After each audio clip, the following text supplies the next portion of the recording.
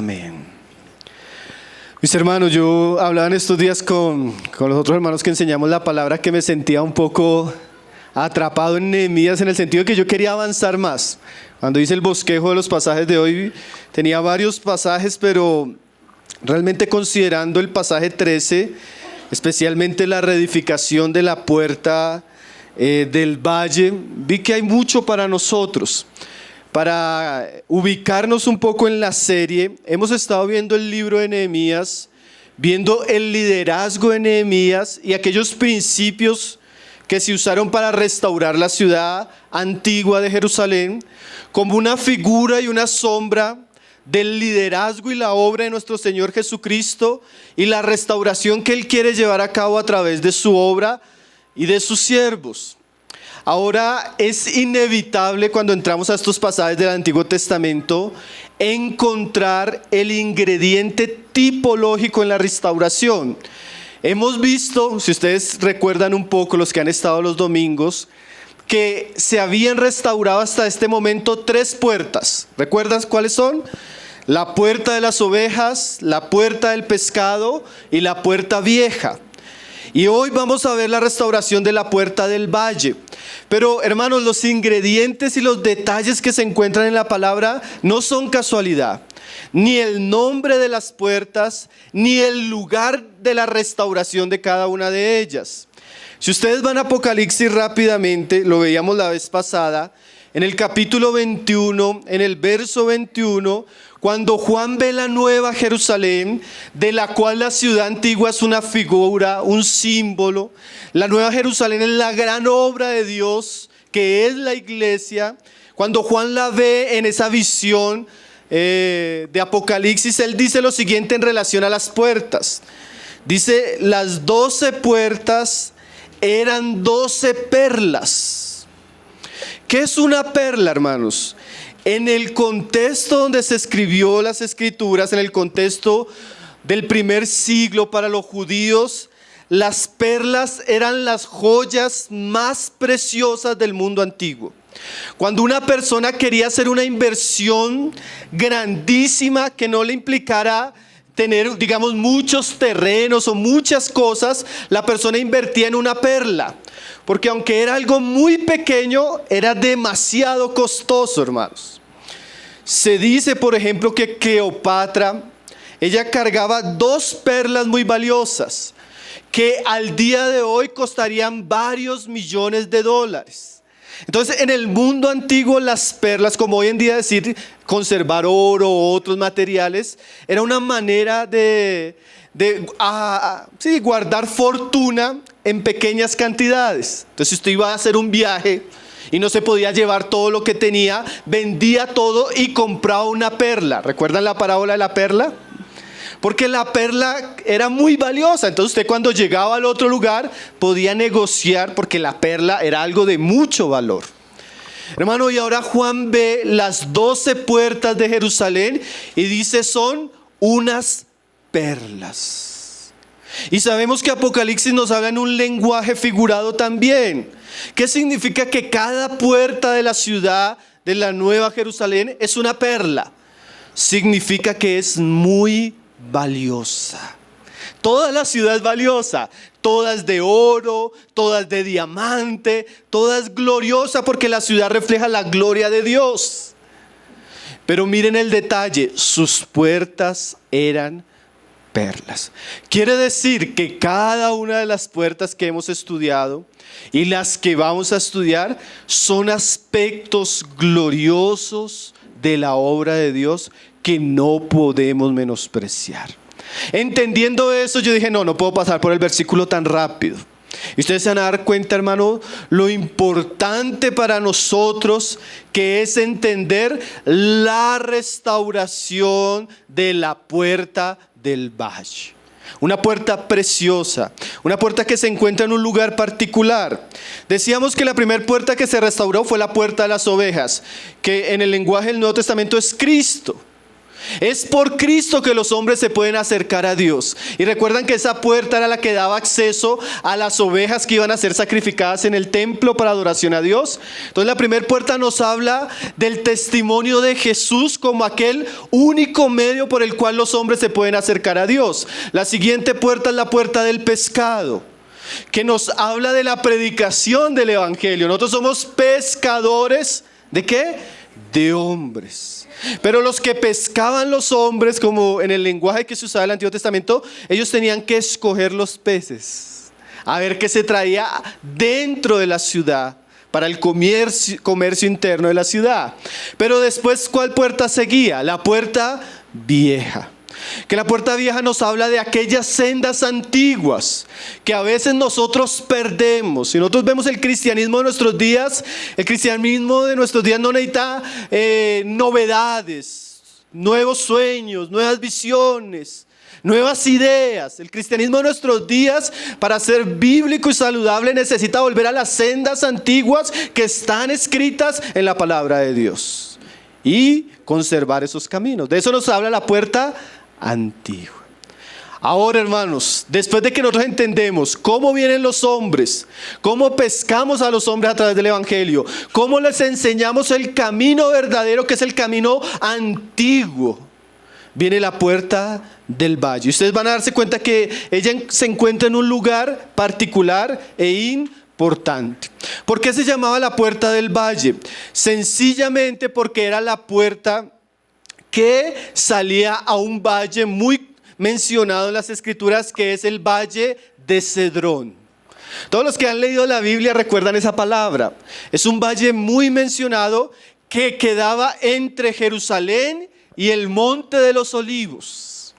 Entonces era un valle que tenía a la vez una especie de riachuelo, el riachuelo de Cedrón, que desembocaba en el mar Muerto. Ahora, hermanos, ¿qué significa la puerta del valle y cuál es su enseñanza para nosotros? Cuando usted coge una concordancia, usted lo puede hacer. Cuando usted va a los diccionarios, a los comentaristas, siempre se recuerda el valle de Cedrón por unos acontecimientos muy particulares. Siempre, hermanos. Tal vez las únicas dos ocasiones que se menciona de manera diferente es en los días de Salomón, pero en general usted se va a dar cuenta que esta puerta, como el valle de Cedrón, lo usaron los reyes de Jerusalén para purificar la ciudad. Vamos a ver algunos versículos y vamos a comenzar a entender la importancia de reedificar la puerta del valle de Cedrón. Amén. Vamos a ir vamos a ver varios Reyes. Segunda de Reyes, capítulo 23, verso 4. Vamos a ver la obra de restauración del rey Josías. Ahora, siempre aparece en tiempos de restauración. ¿Por qué? Porque así como en los días de Nehemías, estos reyes tuvieron que restaurar la ciudad. Especialmente restaurar en el sentido de purificar. Vamos a ver a Josías, que los que conocen la historia de los reyes saben que fue un rey piadoso, que al oír la palabra de Dios, él fue confrontado por la situación en la que se encontraba el pueblo. Y él hizo una obra grande de restauración. Él restauró la ciudad, él restauró el templo, él restauró el servicio y el culto a Dios. Y una de las cosas que hizo Josías con su liderazgo fue de manera contundente tratar la idolatría que estaba penetrando y que había penetrado durante muchos años la ciudad de Jerusalén. Entonces él declara una guerra contra los ídolos y manda purificar la ciudad como el templo. Y todo lo que ellos hacen, como los siguientes restauradores, es sacado por la puerta del valle de Cedrón. Ahí es donde vamos a ver la enseñanza de la puerta del valle de Cedrón. Vamos a leerlo, dice ahí el verso 4. Vamos a ir rápido. Hay muchos detalles, hermano. Podríamos hacer varios estudios sobre esto, pero yo solo voy a ir rápido para entender el significado espiritual y hacer claramente unas aplicaciones a nosotros en nuestros días como iglesia. Dice ahí: Entonces mandó el rey al sumo sacerdote Hilcías, a los sacerdotes de según la orden y a los guardianes de la puerta, que sacasen del templo de Jehová todos los utensilios que habían sido hechos para Baal, para Acera y para todo el ejército de los cielos, y los quemó fuera de Jerusalén. ¿Dónde? En el campo o en el valle de Cedrón. E hizo llevar las cenizas de ellos a Betel. Más adelante en el verso 6, hizo también sacar la imagen de Acera fuera de la casa de Jehová, fuera de Jerusalén, al valle de Cedrón. Y lo quemó en el valle de Cedrón y la convirtió en polvo y echó el polvo sobre los sepulcros de los hijos del pueblo. Otro dato que también va a ser importante más adelante para que lo tengan presente: en ese valle de Cedrón se encontraba uno de los cementerios que estaban cerca de Jerusalén. Entonces estos reyes, al ver la idolatría y en un acto de arrepentimiento, mandaron sacar de la ciudad y del templo los ídolos, y era saliendo por la puerta del valle de Cedrón y en el valle de Cedrón donde se quemaban los ídolos. Y las cenizas en algunos casos se lanzaban a los sepulcros y en otros casos se lanzaban al riachuelo. Y el riachuelo se llevaba las cenizas rumbo al mar Muerto. Oh, miren los detalles, hermano. Recuerde que la Biblia no habla por hablar. Más adelante, en el capítulo 29, vamos a encontrar, en el verso 12. Vamos a ver otro caso ahí de Josías. Dice, 23:12, donde estábamos. Derribó además el rey los altares que estaban sobre la azotea de la sala de Acaz, que los reyes de Judá habían hecho, y los altares que había hecho Manasés en los dos atrios de la casa de Jehová. Y de allí corrió, a esos detalles, y arrojó el polvo al arroyo de Cedrón. Ahora vamos a ver otro rey. Ese fue Josías. Ahora vamos a ver al rey Ezequías. Más adelante en el capítulo 29, en el verso 3, otro rey de la restauración, uno de esos reyes piadosos que buscaron restaurar a Israel, sacar el pecado de Israel, fue Ezequías. Y Ezequías restauró principalmente el culto a Dios. Segunda de Crónicas 29, verso 3. ¿No encontraban el capítulo 29 de Segunda de Reyes? En su versión no está, tan raro, mi hermano. Segunda de Crónicas 29, verso 3, dice: Ezequías, en el primer año de su reinado, en el mes primero, abrió las puertas de la casa de Jehová y la restauró. Mírenlo cómo comenzó él su reinado. Él comenzó su reinado restaurando la casa de Jehová, que por el pecado de los reyes anteriores había sido profanada y cerrada. Y dice en el verso 5, él restauró la casa y mandó santificarla. Y mire lo que sucedió. Y les dijo: oídme, levitas, santificaos ahora y santificad la casa de Jehová, el Dios de vuestros padres, y sacad del santuario la inmundicia. ¿A dónde sacaron o por dónde sacaron la inmundicia de la casa? Bueno, vamos a verlo más adelante, cuando lo hicieron los sacerdotes. Verso 16. Y entrando los sacerdotes dentro de la casa de Jehová para limpiarla, sacaron toda la inmundicia que hallaron en el templo de Jehová, el atrio de la casa de Jehová, y de allí, mire estos datos, hermano, los levitas la llevaron fuera al torrente de Cedrón.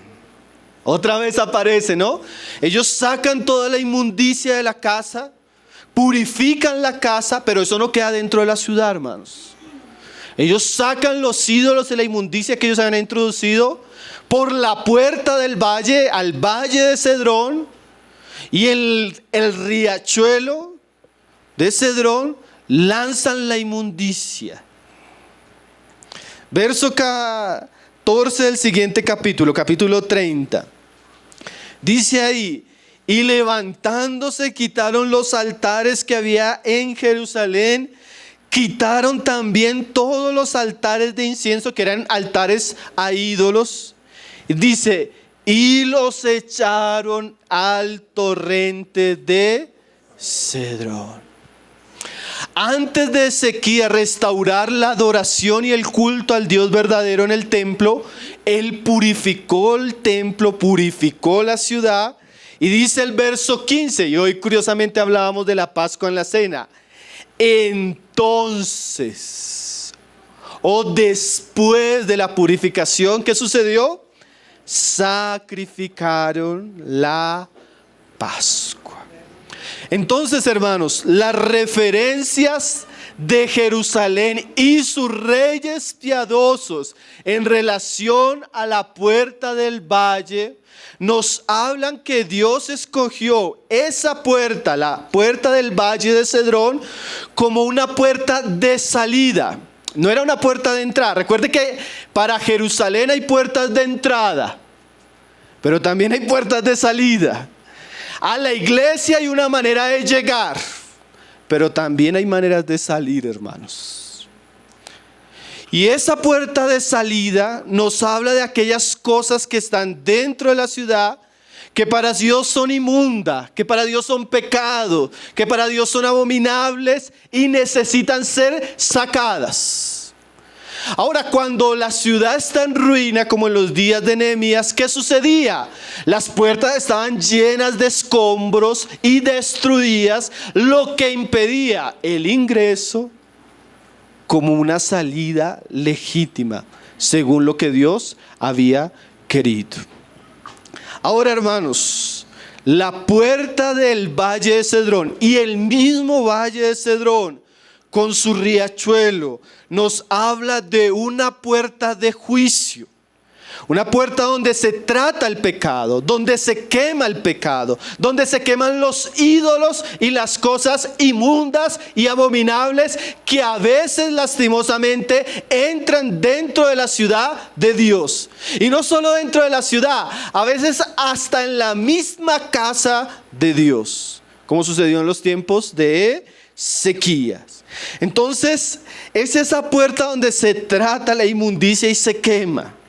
Es esa puerta donde se juzga el pecado y la rebeldía del pueblo. Es esa puerta donde se saca la inmundicia de la ciudad. ¿Saben qué significa la palabra Cedrón, hermanos? Lugar de lamento, lugar oscuro o lugar turbio. ¿Usted puede pensar que la ciudad de Jerusalén tenga un lugar así, hermanos? ¿O cerca? Bueno, lo tiene. Y tiene un gran significado espiritual para nosotros. Entonces vamos a ir ya al Nuevo Testamento y entender esa sombra, esa tipología de esta puerta que es preciosa, hermanos. Y que curiosamente va después de las puertas anteriores. Es como si Dios nos estuviera diciendo: Cristo es el camino para salvación. Prediquemos el evangelio. Vengan las personas al evangelio. Entiendan las personas que tienen que volver a la senda antigua. Pero también las personas tienen que entender que aunque Cristo nos salva siendo pecadores, parte de la obra de salvación con nosotros es no solo perdonar nuestros pecados, también limpiarlos. Y también sacar todo eso que ya no corresponde a personas que son santas y hacen parte de una ciudad donde habita un rey santo. Entonces vamos a ver el significado ya en el Nuevo Testamento. Hermanos, esto es muy importante. Usted no puede entender lo importante de esa puerta ser restaurada en nuestros días. Vamos a ir primero a un pasaje ahí en Mateo 18, un pasaje que todos conocemos. Muy importante, donde el Señor nos habla de la iglesia. Yo sé que los hermanos estuvieron hablando aquí de la iglesia, y usted mira que en los evangelios la palabra iglesia solo aparece en dos lugares: Mateo 16, Mateo 18. primer lugar, cuando Pedro, por revelación del Padre, le dice al Señor: tú eres el Cristo, el Hijo del Dios viviente. Y el Señor le responde a Pedro: Pedro, eso no te lo reveló carne ni sangre, sino mi Padre que está en los cielos. Y sobre esa revelación, sobre esa roca, sobre esa verdad, yo edificaré mi iglesia. Primer aspecto, la iglesia es edificada sobre la revelación de quién es Jesucristo. Los hermanos estuvieron estudiándolo acá, ¿cierto? Y en el otro lugar donde solamente se menciona la palabra iglesia por la boca del Señor Jesús es Mateo 18. Y en este contexto se menciona en un contexto donde el Señor va a mostrar que su iglesia, su asamblea, su pueblo se va a caracterizar porque es un pueblo responsable que cuida los unos a los otros, especialmente en esta área, el pecado. Y el verso comienza así, hermanos. 18, verso 15. Dice así: por tanto, si tu hermano peca, ve y repréndele estando tú y él solos. Si te oyere, has ganado a tu hermano. Si no oyere, pues habla con testigos. Si no, dilo a la iglesia. Ya aparece el término iglesia. Ustedes se vieron que muy a propósito no mencioné la palabra contra ti, porque en la mayoría de los manuscritos antiguos no aparece. O sea, la mejor traducción sería: si tu hermano peca, independientemente de que sea contra ti o no. Porque en última, si somos parte de la misma familia, nuestros pecados, por más privados que sean, son una afrenta a Dios, son una afrenta a su palabra y son una afrenta a la iglesia de la cual somos miembros todos. Cualquiera hubiera podido decir: no, hermano, pero es que él tiene el ídolo en su casa, allá él con su vida. Bueno, pero es que en Jerusalén, en la ciudad de Dios, no podemos hacer lo que queramos, porque no es nuestra ciudad, es la ciudad del gran rey.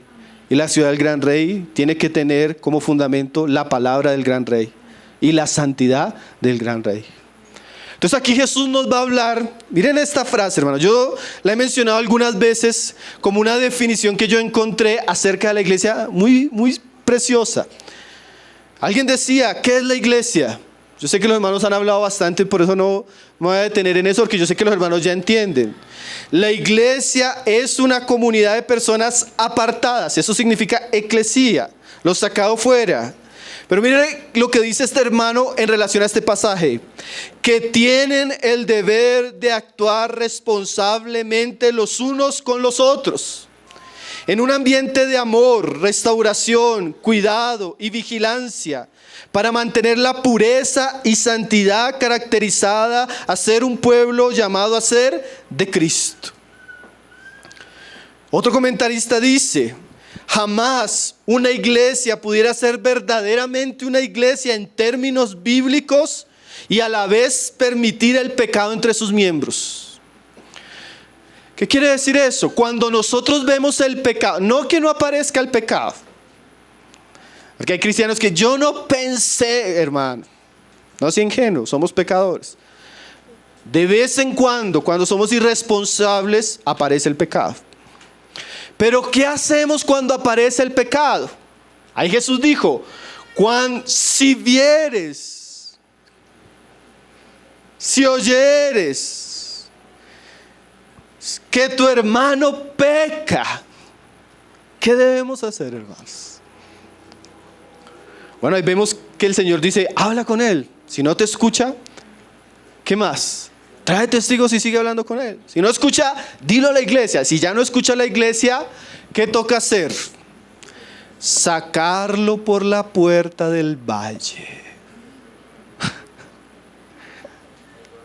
Ahí es donde vamos a ver ese principio. Que en la iglesia no es que no aparezca el pecado, la inmundicia. ¿Cómo tratamos el pecado dentro de la ciudad? ¿Cómo tratamos el pecado dentro del templo? ¿Cómo tratamos el pecado que aparece entre nosotros? Ahí es donde se necesita restaurar la puerta del valle de Cedro. Hermanos, a veces nosotros hablamos, nosotros somos una iglesia bíblica. ¿Por qué? Porque no tenemos nombre. Nosotros somos una iglesia bíblica porque los hermanos que predican no usan corbata. Bueno, a veces el hermano Pablo se sale esa línea, usa corbata. Nosotros somos una iglesia bíblica porque no tenemos batería. Nosotros tenemos una idea falsa de lo que es la iglesia, hermanos. Que Diana quiere comprar batería también. Hermanos, ¿qué es una iglesia bíblica a la luz del Nuevo Testamento? Una iglesia bíblica es una iglesia que está sobre el fundamento de Cristo. Y en el aspecto que vamos a ver hoy, es una iglesia que trata sabia y sanamente con el pecado.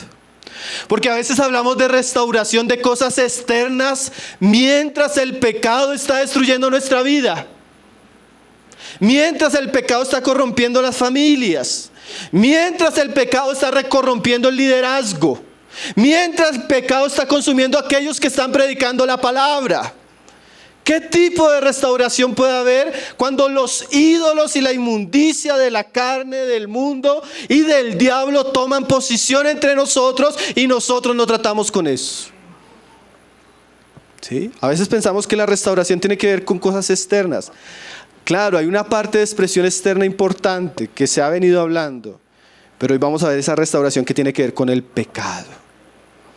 Esa restauración profunda que tiene que ver con nuestras vidas. Que a veces no es tan... Yo pienso que si hablamos de la puerta dorada, o si hablamos de la puerta del... Son puertas bonitas, ¿no? El Valle de Cedrón es un lugar turbio y oscuro, pero también hay que restaurar esa puerta. Yo no sé si los hermanos me están entendiendo, yo veo ya caras como largas. Voy a citar a algunos autores para que usted vea la importancia de esto que vamos a hablar hoy. Alguien decía, la disciplina, porque esa puerta representa en un sentido la disciplina y el juicio sobre el pecado. La disciplina auténtica y bíblica no es opcional, sino una característica necesaria e integral de una iglesia verdadera. Si usted va a una iglesia donde ahí predican la verdad, adoran en espíritu y verdad, pero no corrigen la vida moral y espiritual de sus miembros, es una iglesia falsa, hermanos. Porque siempre una característica de las iglesias que Dios ha usado ha sido el amor y la fidelidad, como ellas tratan el pecado de sus miembros. Pero a la persona no le gusta que se le confronte, ¿no? Ve y habla. Esa palabra solo qué difícil es, ¿no? Usted vio el pecado, difícil para el que habla y difícil para el que oye, ¿cierto? Por eso se necesita un liderazgo espiritual, despertado por Dios, como lo fue Josías, como lo fue Ezequías y como fueron los hombres que Dios usó en los días de Nehemías para restaurar esta puerta, hermanos. Albert Mohler dice: el mandamiento de la iglesia es mantener la doctrina y el orden verdadero. Sin estas cualidades esenciales, no es, según la Biblia lo define, una iglesia verdadera. J.L. Dan decía: se ha dicho que cuando la disciplina se va de la iglesia, Cristo se va con ella. Hermanos, cuando una iglesia no trata el pecado, ¿qué sucede en esa iglesia? Cosas terribles, hermano, como lo vamos a ver ahorita. Por eso es tan importante restaurar la puerta del Valle de Cedrón. Vamos a mirar un capítulo sobre el cual vamos a estar caminando el resto de la enseñanza. Primera de los Corintios, capítulo 5. Vamos a ver una iglesia que no tenía la puerta del valle. Una iglesia que tenía esa puerta en ruinas, destruida. Una iglesia que no trataba el pecado.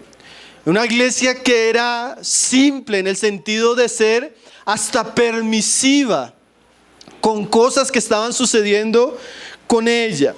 Ahora, evidentemente, hermanos, como vemos en las instancias que Jesús dejó ahí en Mateo 18 y también en todos los pasajes del Nuevo Testamento, cuando se trata el pecado, hay que hacerlo con sabiduría, hay que hacerlo con amor, hay que hacerlo con equilibrio, hay que hacerlo teniendo en cuenta muchas cosas.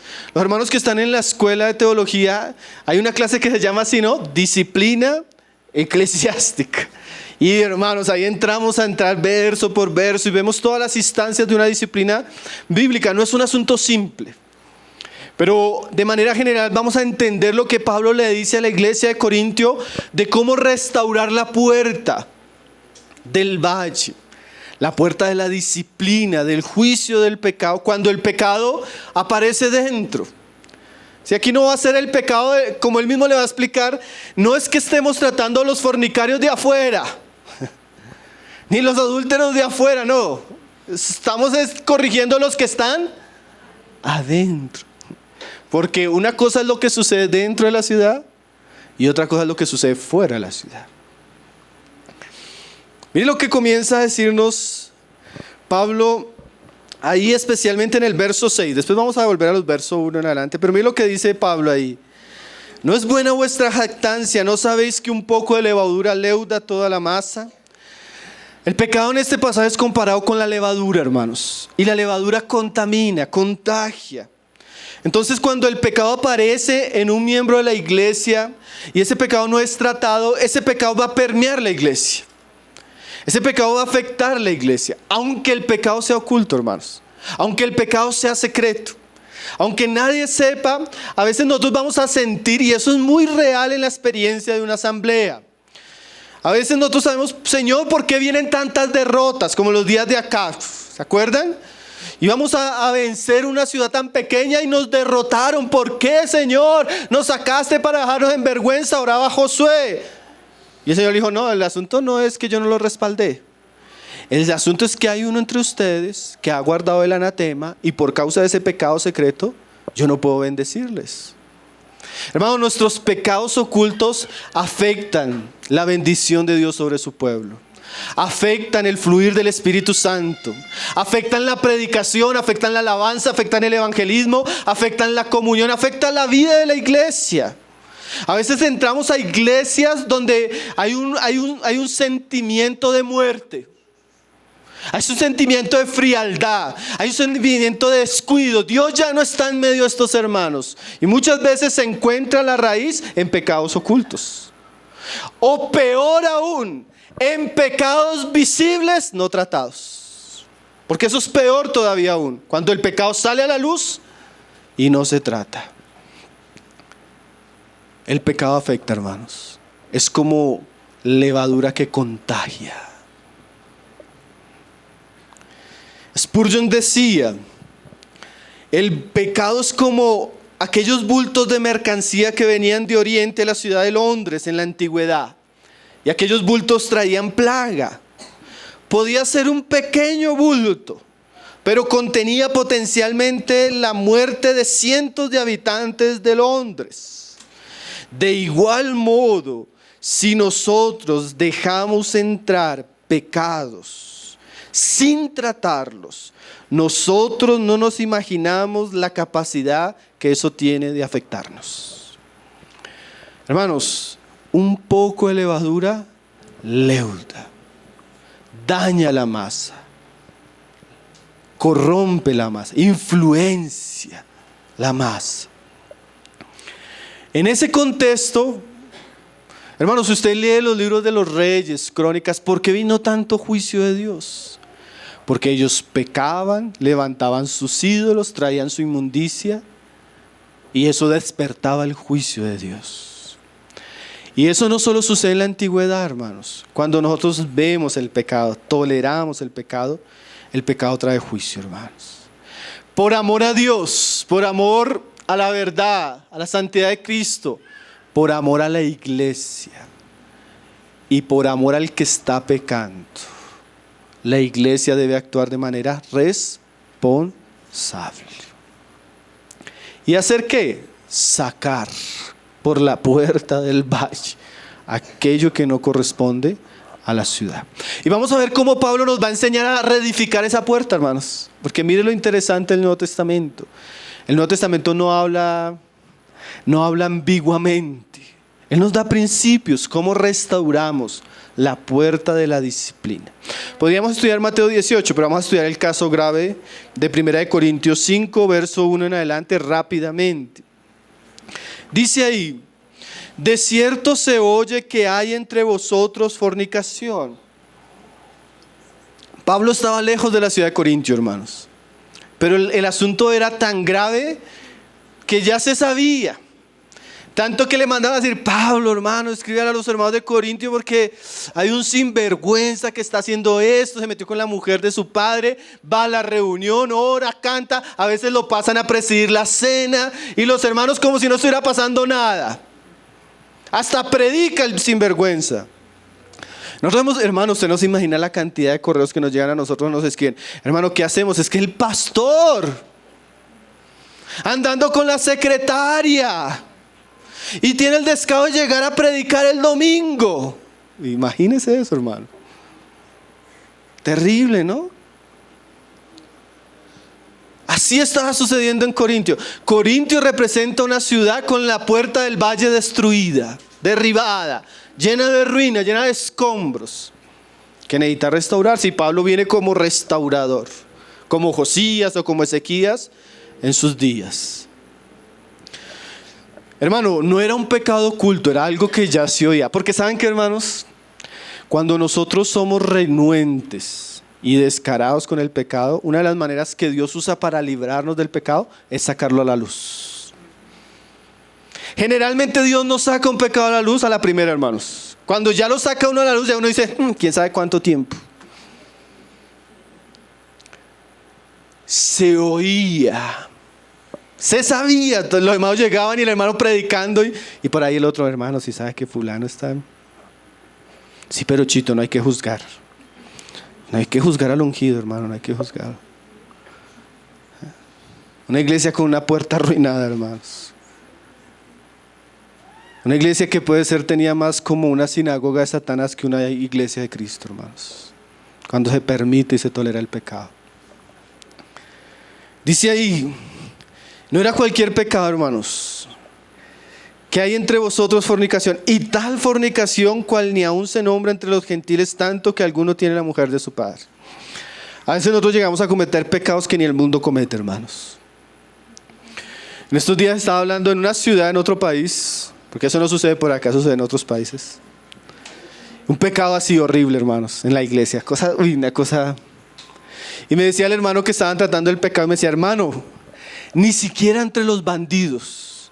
Aquí entre los bandidos de la ciudad hay, ¿cómo le llaman ellos? Principios. Reglas. Si usted tiene su mujer, yo no me meto con su mujer. Porque eso en ese mundo bajo, eso es peligroso, hermanos. Me decía: hermano, ni siquiera entre los bandidos, hermano. ¿Cómo este hermano se fue a meter con la esposa del hermano? Tan descaradamente. Así, y hermanos, a veces sucede eso en la iglesia. Ni siquiera el pecado que se comete en el mundo se llega a veces a cometer en la iglesia. Decía un hermano, hablando un poco de la crisis que existe en el pastorado en nuestros días, decía: hermano, ni los médicos, cuando hacen estadísticas del porcentaje de pastores que caen en alguna actividad sexual irresponsable con miembros de su iglesia, la estadística de los pastores es como el 20 y algo %, y de los médicos profesionales que se involucran con algún paciente es como el 7%. Los médicos en nuestros días son más íntegros que los pastores, hermano. ¿Usted puede imaginarse eso? Es difícil que un médico se meta con un paciente suyo y abuse de su autoridad para entrar en una situación sexual con él. Pero eso que no hacen los médicos, lo hacen los pastores. Entonces, a veces ni siquiera cosas que se cometen afuera, hermano, llegan a suceder adentro. Y como yo le decía a estos hermanos, no es tanto lo que se hace, sino es cómo se trata. Porque Dios nos guarde, pero cualquiera de nosotros, como vamos a leer más adelante, puede caer en pecados así. No es tanto lo que se hace, sino cómo se trata. Yo ya no me escandalizo de lo que se hace, hermanos. Porque lastimosamente uno comienza a dar consejería, a visitar iglesias y uno se entera de tantas cosas que ya no es, ese no es el escándalo. El escándalo es qué hacemos cuando se hace. ¿Sí? El escándalo no era que hasta el templo estaba lleno de ídolos e inmundicia. El escándalo era que muchas veces eso se dejaba por años y no se sacaba de la ciudad. Dice ahí, tanto el pecado ahí lo especifica Pablo, ¿no? Que alguno tiene la mujer de su padre. O sea, un hombre se estaba metiendo con la mujer de su padre, una relación incestuosa, una relación que los mismos griegos que eran sodomitas, hermano. Esos griegos de Corintio, ellos decían, el vientre, las viandas para el vientre y el cuerpo para fornicación. Si habían restaurantes para llenar la barriga, si habían zonas rojas para satisfacer el cuerpo. Y los griegos que eran tan impíos nunca pensarían meterse con la esposa de su padre. O sea, era un pecado así que hasta los griegos decían, no, esos cristianos son terribles. Imagínense la gravedad del asunto. Pecados que ni siquiera el mundo, hermanos, a veces señala. Estaban sucediendo en la iglesia de Corinto. Terrible, ¿no, hermanos? Entonces miren, y no solo lo terrible lo que está sucediendo, la situación de la iglesia que está en ruina en Corintio, dice ahí en el 2. Y vosotros estáis envanecidos. O sea, esta iglesia en vez de escandalizarse, llorar, tratar con el pecado, entró en un estado de envanecimiento. Eso en pocas palabras, ¿qué es? Ay, hermano, nosotros no debemos juzgar. Ay, hermano, ¿acaso Dios no es amor? Ay, hermano, yo no tengo la capacidad de hablar con el hermano. Ay, hermano, allá cada cual lo que hace con su pecado, a Dios daremos cuenta. Eso es envanecimiento, hermanos. Cuando por X o por Y razón no confrontamos el pecado, cuando sale a la luz de nuestros ojos. Hermano, una iglesia envanecida en relación al pecado es una iglesia con ruina. Es una iglesia en escombros, en caos. Y eso estaba sucediendo porque, mire lo tremendo, seguramente no trataban el pecado, pero sí murmuraban, ¿no? Ay, está sucediendo esto. Hermano, si sabe, mírelo ahí predicando. Porque a veces no tratamos el pecado, pero comenzamos a generar un ambiente de extrañeza en la comunión, ¿no? Hermanos, no podemos ser indiferentes cuando el pecado, eso es lo primero que se habla de restauración. Cuando aparece el pecado no puede haber indiferencia. Nos duela la cabeza, nos angustie, nos traiga tristeza, porque todo eso lo trae el pecado, ¿no? El pecado trae tristeza, trae preocupación, trae vergüenza. El pecado trae una serie de cosas, hermano, muy desgastantes. Es muy desgastante, hermano, no sentarse con una persona y tenerlo que confrontar por algo que está haciendo. Pero por más de que sea cedrón, turbio, oscuro, por amor a la misma persona, por amor a la iglesia, por amor a Cristo y por amor a la obra que Dios está haciendo entre nosotros, debemos hacerlo. Pero los corintios decían, no es mi problema.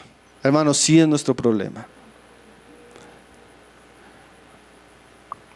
Hay cristianos que le hablan así, hermano, ustedes no tienen amor, es por amor. Ah, hermano, entonces me voy, pues váyase. Hay una puerta que se llama la puerta del valle. Porque así como hay una puerta para entrar, hay una puerta para salir. Pero dentro de la ciudad no deben haber ciertas cosas. ¿Qué debería hacer una iglesia cuando aparece el pecado? ¿No deberías más bien haberos lamentado? Pablo esperaba que esta iglesia llorara, hermanos. No hay restauración sin arrepentimiento. No hay restauración sin llanto. No hay restauración sin vergüenza por el pecado.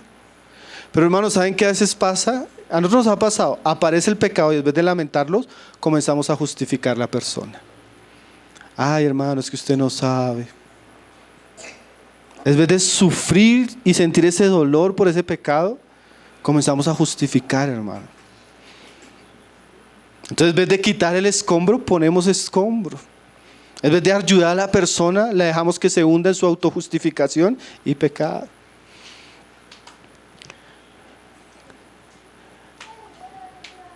No debimos habernos más bien lamentado, hermanos.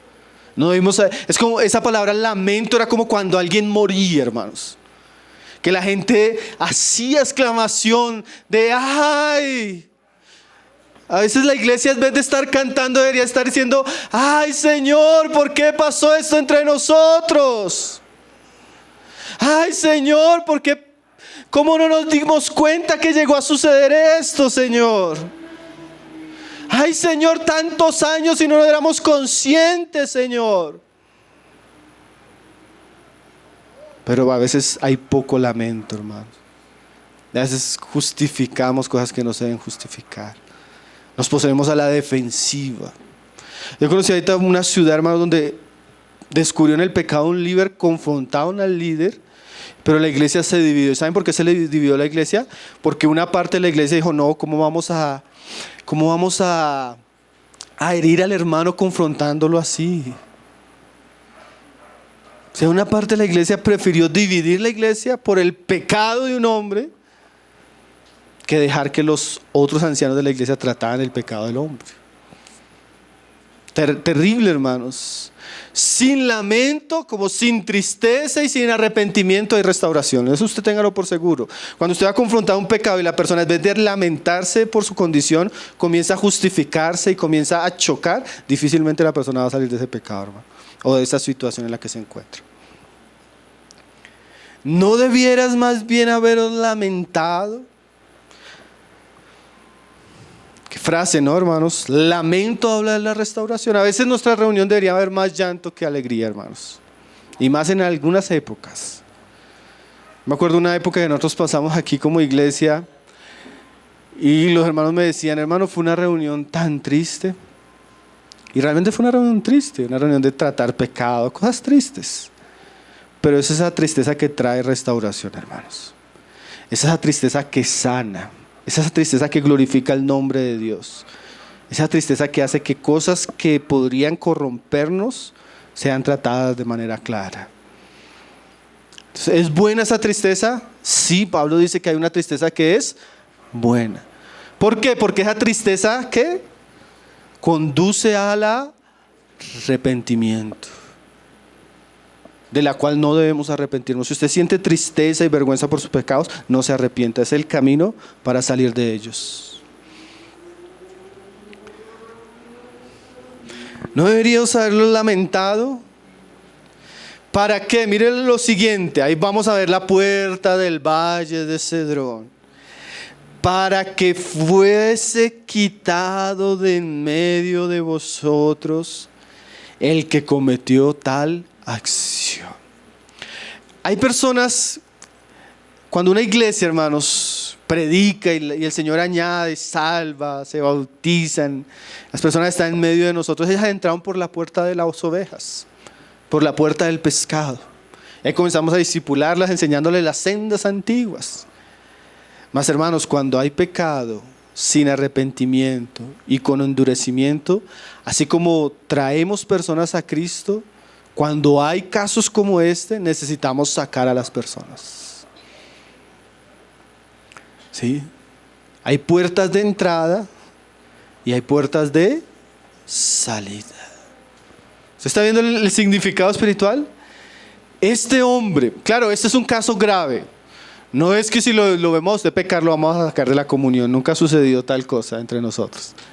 Ahora, si hablamos con usted y usted se endurece, y si de pronto hablamos con testigos y usted se endurece, y si de pronto usted sigue en su camino y lo hablamos a la iglesia y usted no escucha a la iglesia, ahí sí ya nos toca tenerle por gentil y publicano. ¿Y qué pasa cuando se tiene por gentil y publicano?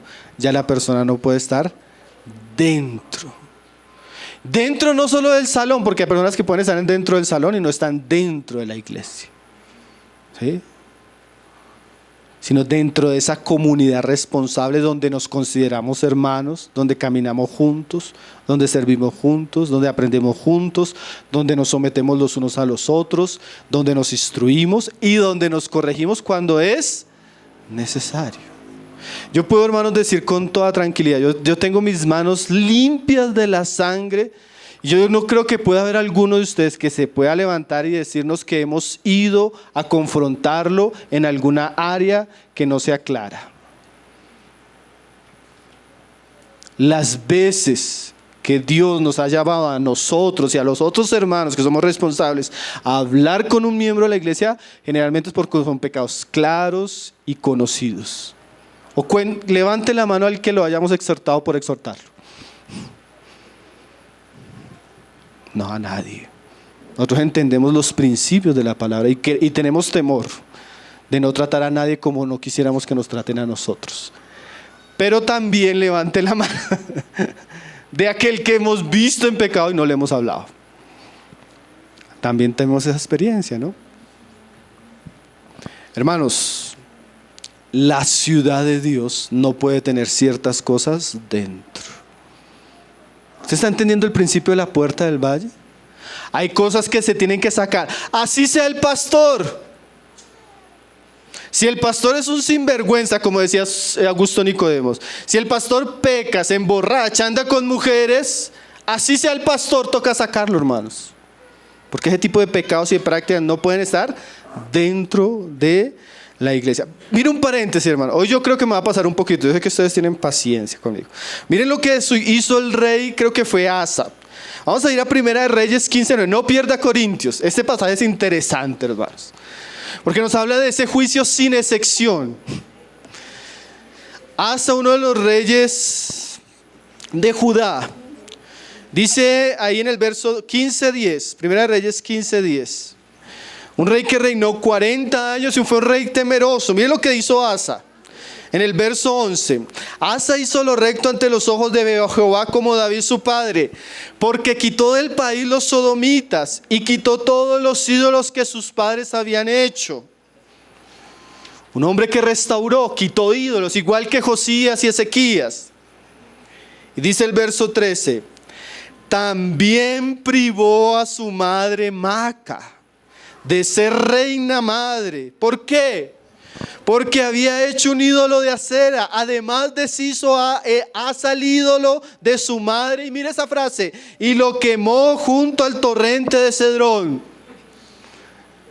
Así fuera su mamita, o su papito, o su hijito, o su hijita, o su amiguito, o su predicador preferido, hermanos.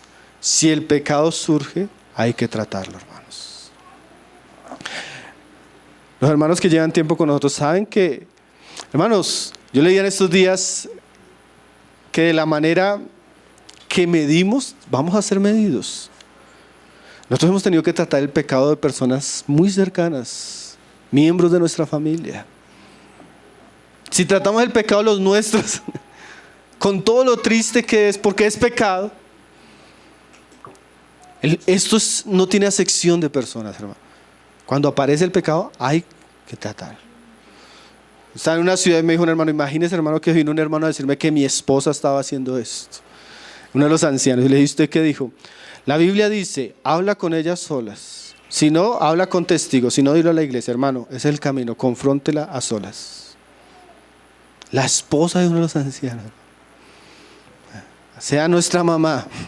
Escuche esto, hermanos, porque esto no es una medida para los demás, una medida para todos. Sea nuestra mamá, sean nuestros hijos, sean nuestros hermanos. Si aparece el pecado, hay que ser tratado. Amén. Asa trató el pecado de su mamita. No la dejó ser reina. Le quemó el ídolo y lo sacó de la ciudad. Hermano, eso es un principio importante, ¿no? Porque a veces no, es que no podemos confrontar, hermano, porque el hermano es el que más ofrenda en la iglesia, hermano. Es el de las vacas gordas. Usted no puede tratar las vacas gordas porque, hermano, el arriendo, los pagos. Hermano, el pecado es el pecado.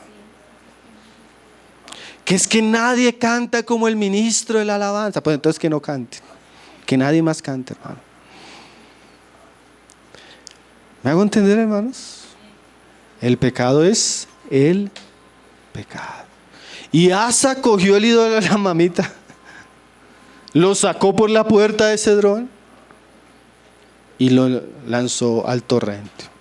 Hermanos, eso es un principio muy interesante. A veces nosotros cuando el pecado es de otros, amén, pero cuando el pecado es con los nuestros, ahí sí que no me toquen a mi ídolo. Pero hermanos, eso no existe en la iglesia, hermanos. Sea quien sea, por amor a la misma persona. Amén. Sea no quiero decir, la mamita además. No pudo ser reina. Cuando hay pecado, la persona ya no puede servir públicamente. La persona no puede hacer esto, no puede participar de la cena. No. Por el pecado, ¿no? Qué puerta difícil de reedificar, ¿cierto, hermanos? A veces preferimos envanecernos como los corintios y decir, no, allá. Pero no, hermanos, hay que restaurar esta puerta. Volvamos a Corintios 5:5. Dice: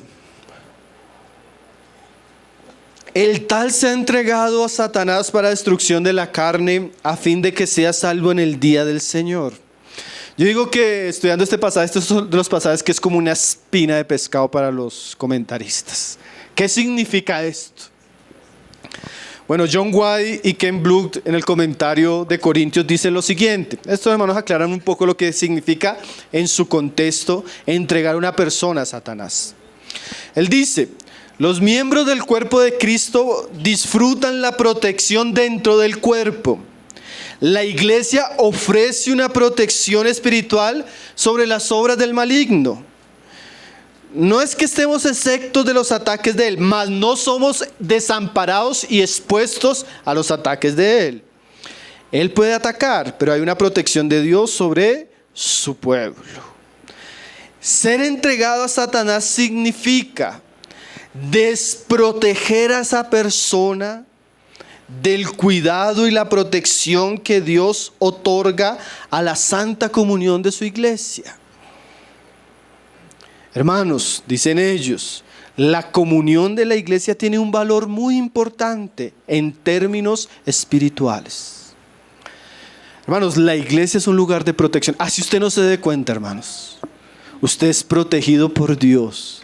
Usted es protegido por la palabra. Usted es protegido por las oraciones. Pero si usted o yo, cualquiera, por un pecado en endurecimiento o por necedad, yo decido salirme de la comunión de la iglesia, o sea, vivir una vida cristiana sin iglesia, yo soy expuesto, mi familia es expuesta, mi vida, mis decisiones son expuestas a la obra maldita del diablo. Eso es lo que está diciendo Pablo. Sáquenle, quiten la protección para que Satanás entre a destruirle, porque eso es lo que ha querido ese hombre. Hermano, eso no es una amenaza, hermano. Yo no los quiero amenazar. Si usted quiere, puede seguir con nosotros. Si quiere también, puede irse. Aquí nadie está obligado, hermanos, a estar en comunión. Pero sí debemos saber que un cristiano, verdadero cristiano, fuera de la iglesia solo le esperan miserias, hermano. Ninguno termina bien, hermanos. De verdad, yo se lo digo por experiencia. Estos días estaba hablando con un amigo, un muchacho que creció con nosotros, conoció al Señor con nosotros, tenía una vocación para servir y en un momento problemas personales lo sacaron de la iglesia. Falta de mucho orgullo, mucha amargura, lo sacaron de la iglesia. Hermano, usted viera la vida miserable. Literalmente, me dijo, hermano, tomé la decisión, me fui para tal lado, hasta la ropa se me pudrió. No estoy exagerando, hermano, perdió todo. No hay vida cristiana fuera de la iglesia, hermanos. Si usted piensa como cristiano por el pecado, o porque no me gustó que hoy no me saludaron, o porque no me gustó que me hablaron y me confrontaron, o porque hoy no me gustó la predicación porque el hermano fue con corbata o fue sin corbata, usted se está desvinculando de la protección santa que Dios tiene para su pueblo. Hay de usted, hay de su familia, hay de sus hijos que decide vivir sin Cristo y sin la iglesia de Él. Un camino peligrosísimo, hermanos. Y aquí Pablo está diciendo, como él se endureció, sáquenlo. Ya es un caso de disciplina grave. Ya es un caso de sacarlo al cedrón, quemar el ídolo y mandarlo con el agua. Imagínense eso, hermanos. Terrible, ¿no? Dice ahí, el tal se ha entregado a Satanás para destrucción de la carne. ¿Ya? ¿Entendemos un poco ese pasaje? El tal se ha expuesto. El tal se ha entregado. Y hermano, yo lo pensaba en estos días. No estaba pensando en el mensaje, pero estaba reflexionando con el Señor. Yo decía, ¿qué sería mi vida sin la iglesia, hermanos? ¿Qué sería mi vida sin la comunión de los hermanos? ¿Qué sería mi vida sin congregarme? ¿Qué sería mi vida sin la palabra? ¿A qué estaría expuesto, hermano? Es una cosa terrible, hermanos. Yo no concibo eso, ni para mí ni para mi familia. Dios nos guarde. Dice ahí, a fin de que el espíritu sea salvo en el día del Señor. Nosotros administramos la disciplina en el sentido de que sacamos la persona, si es salva o no, Dios lo sabe. ¿Sí? Nosotros no administramos salvación, nosotros no determinamos quién es salvo, quién es no. Pero cuando viene el pecado, nosotros administramos disciplina. La salvación es algo que solo es Dios. Y de pronto hay cristianos que están en una situación de disciplina y son salvos. Porque a veces viene la pregunta, hermano, pero lo confrontamos, siguió en el pecado esto, y no se arrepintió y se fue. ¿Será salvo? Solo Dios sabe, hermanos. A nosotros no nos corresponde administrar salvación o no salvación. Nos corresponde administrar ¿qué? Disciplina. Eso sí, aunque a los hermanos no les guste, hermano, es una responsabilidad, es un mandamiento de Cristo. Y ahí viene el contexto más adelante que los hermanos hablaban, el que les mencionábamos del pecado, y el verso 7 dice, limpiaos pues de la vieja levadura. Ese limpiados nos habla de salir al torrente de Cedrón, porque hermanos, hay una disciplina que ejerce la iglesia, pero aquí Pablo le está diciendo a los hermanos como si le estuviera diciendo, no necesitan experimentar eso, traten con sus pecados, limpien esas áreas pecaminosas de su vida, no esperen una corrección de Dios más seria. Y eso es una exhortación para nosotros, hermanos. Si usted está en el pecado de esto, en el pecado de aquello, en el pecado de aquello, sea el pecado de la avaricia, sea el pecado del orgullo, la falta de perdón, pornografía, adulterio, sea el pecado, limpie su pecado. Límpielo, salga usted solo al valle, confiese su pecado, queme la inmundicia de su pecado y pida a Dios que lo limpie en los torrentes de su palabra para que usted no experimente un juicio más severo sobre esa área. Jesús dijo, no hay nada en oculto que no vaya a salir a la luz. No espere que salga a la luz, hermano. Claro que esto nos habla de un ambiente corporativo, pero muchos de nosotros de verdad deberíamos tomar en serio esas áreas que Dios nos ha hablado, que son pecaminosas y que debemos tratar. Sea la ira, sea la amargura, sea la lujuria, sea lo que sea, hermano, que Dios le ha venido mostrando que es un pecado recurrente en su vida. Trátelo, no lo esconda. El que confiesa y se aparta alcanza misericordia. Es importante, hermano, porque a veces sí, es más fácil ver el pecado a los otros, pero a veces yo estoy bien con... Y Pablo dice, límpiese de esa vieja levadura, salga usted a solas y queme eso. Si no pudo, porque a veces, hermano, yo he estado tratando y no he podido, salga con otros, confiese su pecado a otros, busque ayuda, busque consejería. Trate con el pecado. Hablaba del caso de un hermano cuando estaba viajando que me contó. Bueno, usted no sabe lo que me sucedió terrible. Yo tenía un problema tremendo con la pornografía. Un día mi hijo en clase virtual. Yo no sabía que estaban en clase virtual. Entré al estudio de manera escondida, comencé a ver cosas que no debía ver y la cámara de la clase estaba prendida. Los compañeritos de mi hijo me vieron, las mamás me vieron. ¿No había tratado el pecado en lo oculto? Dios lo sacó a la luz. No espere eso, hermanos. Ahora yo pienso que Dios amaba profundamente a ese hombre. Si no, no hubiera permitido eso. Pero si usted sigue escondiendo la maldición del pecado en su vida, eso lo va a arruinar a usted, mi hermano. Usted tiene que tratar esa área, mi hermano o hermana. Dios no puede ser burlado, hermanos. Terminamos con pequeñas cosas y caemos en grandes pecados porque no tratamos el pecado. Mejor salga a la luz, salga a esa puerta del valle y confiese, busque ayuda. A veces las personas llevan años y años luchando con la ira, luchando con la ansiedad, luchando con una serie de pecados, corrompiéndolo porque nunca fue capaz de salir a la luz con esos pecados. Mire el caso de Rabí Zacarías, sale el pecado después de que el hombre muere. Terrible el descrédito que eso trae al evangelio. A veces Dios saca el pecado hacia la luz porque nosotros no somos sinceros. Y hermanos, si una cosa, claro, a veces uno dice, hermanos, que yo quiero proteger al hermano, yo quiero proteger a mi papá, yo quiero proteger a mi hijo. Hermano, proteger el pecado no es proteger a alguien. Proteger el pecado no es proteger a alguien, es dejarlo en su miseria. La mejor manera de protegerlo es buscar una salida para él, ayudar. A veces veo el pecado de mi hija, a veces veo el pecado de mi tío, a veces veo el pecado del hermano y con una falsa noción de amor no trato el pecado.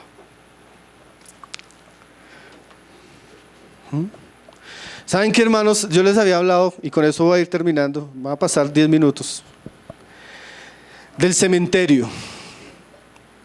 En el Valle del Cedrón hay un cementerio, hermanos. Mire que Pablo habla de ese cementerio, hermanos, y ese cementerio nos queda a nosotros como ejemplo. Porque los que no quisieron tratar el pecado murieron fuera, hermanos. Y son enterrados afuera. Porque en la ciudad de Dios hay lugar para los vivos. Pero cuando el pecado toma lugar, eso solo trae muerte. Y hay un cementerio afuera. Y los judíos salían y veían el nombre de fulano. Y el nombre de sutano. Y a veces nosotros vamos por la vida cristiana y vemos en la lápida, murió por esto, murió por aquello, murió por aquello. Como decía John Owen, pasamos por encima de esas tumbas sin ni siquiera el temor de pensar qué fue lo que trajo esa muerte. ¿Qué hizo que este hermano se apartara? ¿Qué hizo que este hermano hiciera esto? A veces uno ve en familias pecados repetitivos. Lo cometió la abuela, lo cometió la mamá y ahorita lo va a cometer la hija. Porque aunque la hija vio que los otros lo cometieron, sigue caminando por ahí indolentemente. Vemos las tumbas con nombre y razón y no tenemos temor. Vemos que mata a los jóvenes, que mata a la juventud y somos ingenuos e inocentes en la instrucción y la disciplina de nuestros hijos, como si nuestros hijos no pudieran morir en lo mismo. Vemos por qué hogares se destruyen por la falta de amor, por el pecado sexual y aún así llevamos nuestra vida matrimonial de manera superficial e irresponsable.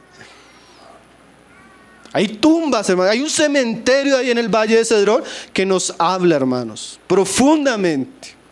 Mire cómo Pablo habla de ese cementerio, más adelante en el capítulo 10. Solamente, ya por el tiempo, solo lo va a mencionar. Pero hermanos, que al ver esto, nuestro corazón pueda ser despertado. Como decía John Owen, no podemos pasar por esa tumba y pensar que otros murieron y a nosotros no nos va a pasar. Hablaba con un joven. Le decía, hermano, si usted es indecoroso en las relaciones sentimentales, una y otra vez, yo he visto varios morir ahí. No piense que usted puede pasar ahí ingenuamente y va a ser inocente. A veces nosotros vemos el muerto, se alejó por esto, se apartó por esto, pasó esto en la iglesia, pasó eso, y pasamos ahí como si a nosotros no nos fuera a suceder, hermanos. Es lo que dice el cementerio. ¿Saben cuál es el cementerio, hermanos? Léalo ahí. 10:5. Pero de los más de ellos no se agradó Dios, por lo cual quedaron postrados en el desierto. ¿Sabe cómo se llama ese cementerio? La primera generación de los que salieron de Egipto. Hermanos, casi, los hermanos que saben de nuevo, yo a veces me pierdo los números, casi 1 millón de personas que salió de Egipto murió en el desierto. Y sus nombres quedaron ahí registrados. Y el Valle de Cedrón también era el Valle del Cementerio, hermanos. ¿Y para qué quedaron esos muertos ahí? Mas estas cosas sucedieron como ejemplo para nosotros. Hay un cementerio ahí visible, hermano, para que nuestros ojos lo vean como un ejemplo. Hermano, a veces vemos la miseria, la ruina que trae el pecado sobre una vida, sobre una familia.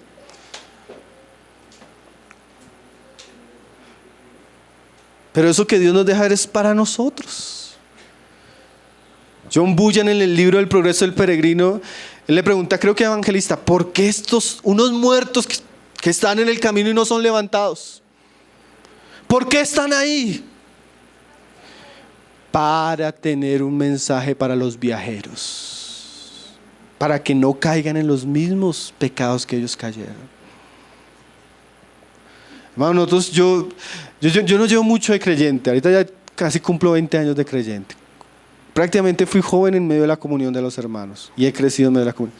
Y he visto tantas tumbas, hermanos. Hasta iglesias, hermano, prácticamente que se volvieron un cementerio, hermano. Porque en esta área fueron indiferentes, se envanecieron, no trataron el pecado. Dice ahí, mas estas cosas sucedieron como ejemplos para nosotros. ¿Para qué?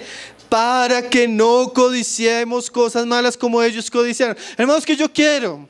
Es que no me importa que sea incrédulo. Es que a mí no me importa que vaya a dejar de reunirme. Es que a mí no me importa que... Y comienza a codiciar y comienza a codiciar. Y ya otros murieron en esa codicia. Otros enterrados ahí, ¿por qué? Por el pecado de la inmoralidad sexual. Ni fornicaemos, como algunos de ellos fornicaron y cayeron en un día 23,000. El pecado sexual, jovencita, el pecado sexual no es un juego. Gente, mujeres se arruinan la vida de por vida por ser descuidadas en el área sexual. Hombres con problemas para toda la vida, porque no se guardaron en santidad, en pureza, hermanos. Iglesias destruidas por el pecado sexual, como hablábamos de sus líderes, porque no sabían tratar, no sabían poner límites con las mujeres. Cuídese del área sexual, hermano. Muchas tumbas tienen ese nombre, hermano. Muchas. Fornicación.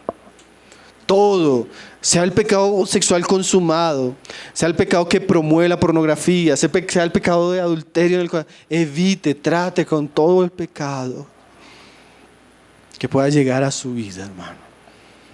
Ni 3,000, 23,000 en un día, hermanos. ¿Cuántos hombres hoy sacrificando su alma en los altares del placer, hermanos? Eso no es un juego, ¿no, hermanos? Ni tentemos al Señor como algunos de ellos le tentaron y perecieron por las serpientes. La tentación de la murmuración, la tentación del desagradecimiento. Nos sacaste para dejarnos morir, Señor. ¿Vas a matar de hambre a nuestros hijos en ese desierto? El pecado de la incredulidad, el pecado del inconformismo, el pecado de estar a toda hora siendo desconforme con las bendiciones de Dios para nuestra vida. ¿Por qué me pasa esto? ¿Y por qué me pasa esto, Señor? ¿Por qué me sucede esto? ¿Por qué no me das esto y no me das esto? Hablamos como serpientes y por eso las mordieron las serpientes. Si usted tiene ingratitud en su corazón, amargura en su corazón, si usted es una persona inconforme con Dios y con usted cuídese de pecar contra Dios, ¿no? Porque es otro pecado que la Biblia trata seriamente, la incredulidad. Hay otra sección en el cementerio que se llama incrédulos, amargados, descontentos. Cuide ese pecado en su vida, hermano o hermana, porque muchos perecieron por ahí. ¿Sí ve el cementerio?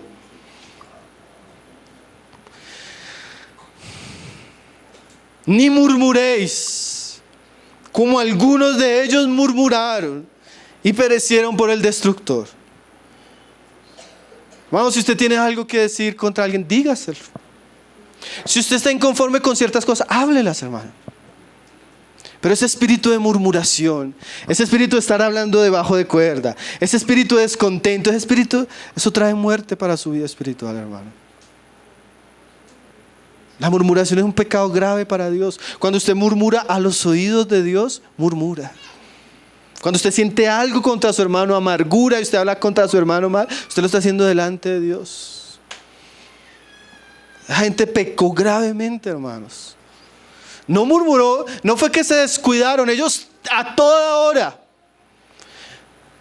Los sacó de Egipto, ¿por qué nos sacaste? Les dio maná, ¿por qué tanto maná?